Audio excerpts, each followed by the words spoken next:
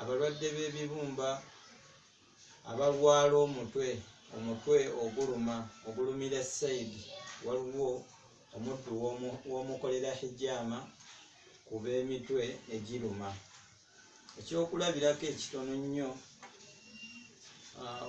kati ng'ab'omutwe eccupa eno ekola nnyo ku b'emitwe, n'omuteeka wano n'oba ng'omulumika wano wakati oba okkulumika wano, omutwe ogwo tegugenda kuddamu kkuluma abada nga bwe gubadde gwakulemerako ogwo nga gwa lubeerera ogumirira makerenda. Naye bwe bakukola hijaama, olukola lumu lukumala okuba ng'omutwe gutereera.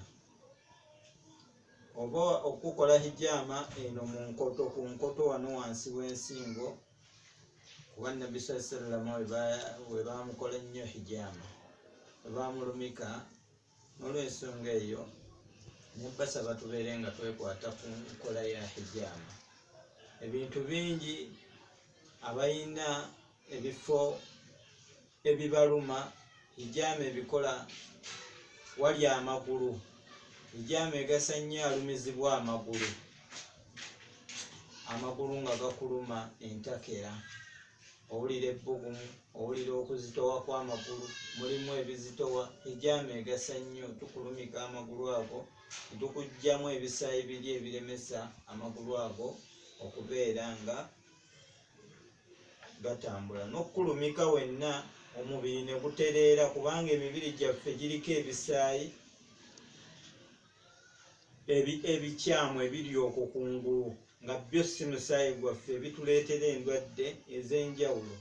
N'olw'ensonga eyo nyabbasaba baddu ba Allah, wonna woba ofunye omuntu ng'akola hijaama obeere ng'ogasibwa nayo.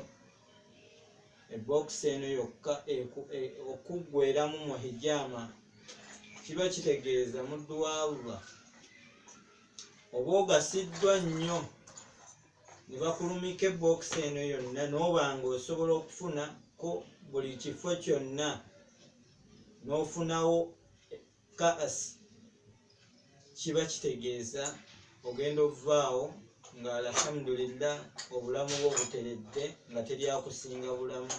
Bano abalina ebiwundu, abalina obuzito, ozitoowererwa omubiri, kikuyambako okuba nga okola hijaama n'okufulumamu ayini wa seheru.